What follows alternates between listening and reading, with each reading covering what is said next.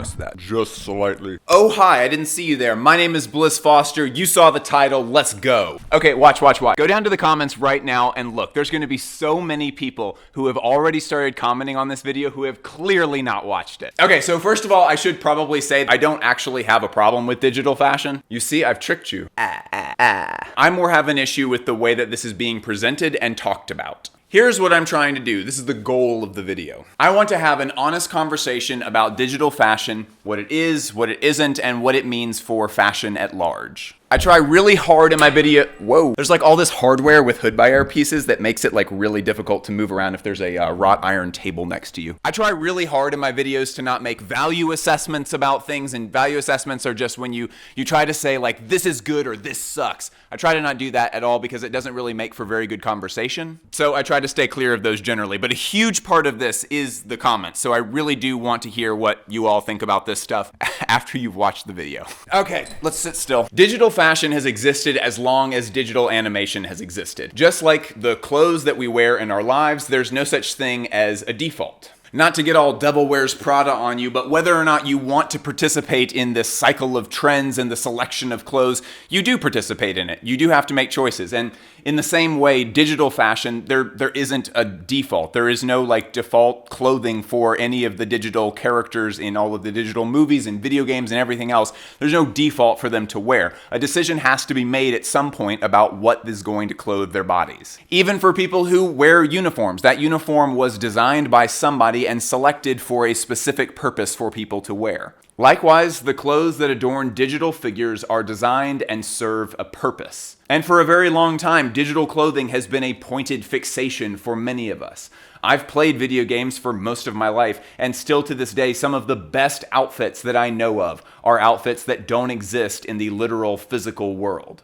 And when you have digital clothing, it can defy the laws of physics. It can create textiles that could never exist in the physical world. Digital clothes can lay on the digital body in an impossibly flattering way. Digital clothes can look awesome or sexy or ethereal and somehow still manage to remain perfect looking in all circumstances. The allure of digital fashion has always been with us. And more than likely, you are already very engaged and invested in digital fashion yourself. Did you play The Sims growing up? Have you ever played Dark Souls? Do you play Pokemon Go? Great, you are already here. Whether or not you like it, you have some small stake in this discussion. Hey, how's it going? I have a jacket now, so I won't be cold anymore. We are gonna open that up later.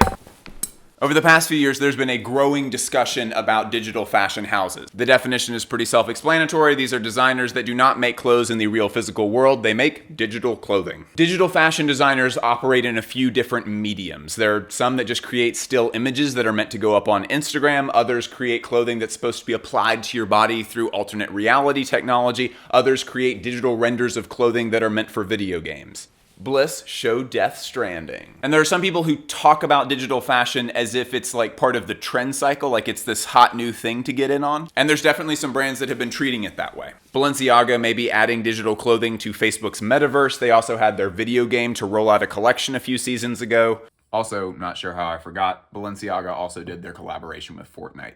Gucci did a collaboration with Pokemon Go to roll out purchasable in-game items, and there are a metric shit ton of sneaker NFTs rolling out. The list goes on. And in a lot of ways, these brands that are participating in this way are acknowledging a true fact about their own existence. Like, despite them not announcing it in any formal way, I do believe that Balenciaga will be selling digital versions of their own products here very soon. Because, and we've covered this before, but I feel like it's worth repeating here, for a lot of people who are into Balenciaga, it exists only in their head. There are, I imagine, hundreds of thousands of people who absolutely love Balenciaga. They're really in love with Demna's work and they think the brand is so incredibly cool, but they live a solid 100 miles from the nearest Balenciaga store. They don't own anything, probably can't afford anything by Balenciaga, but they are obsessed with the brand. So the brand does not exist for them as a sneaker that they can put on their foot or as a t-shirt that they can put on and wear. It exists as this idea. For many of those people, Balenciaga only exists as something on the internet already. And despite them loving Demna's work and thinking about it all the time,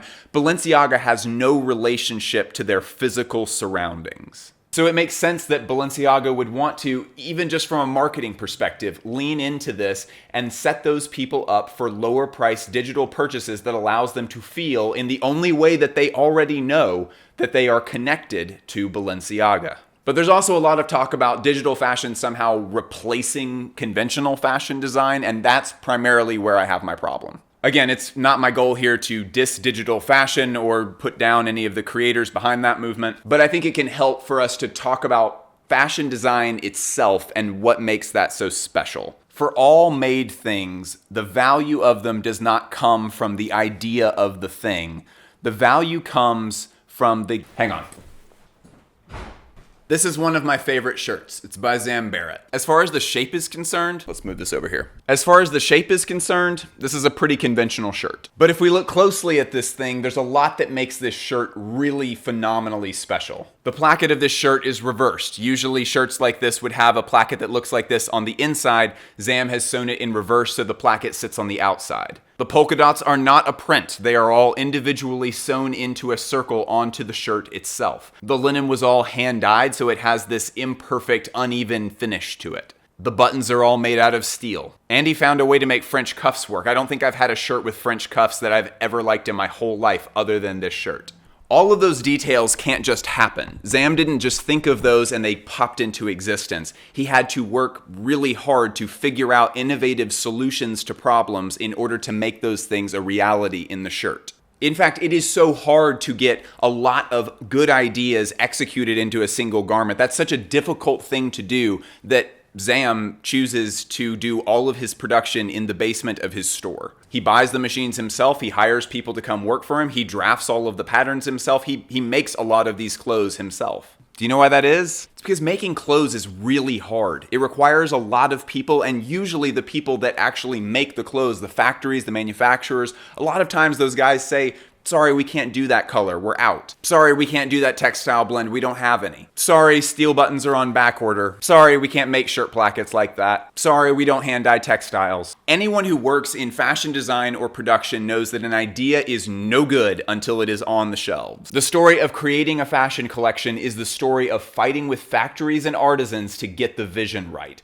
Completed clothes for sale are a monument to creative compromise. An idea is great, but in fashion design, it doesn't mean anything until you can go through the Herculean task of making it. Again, so there is no confusion. I am not saying all of this in order to make the point that like, oh, digital fashion is cheap. Oh, this is so easy. It's not. I mean, a comparable example is live action movies versus animated movies.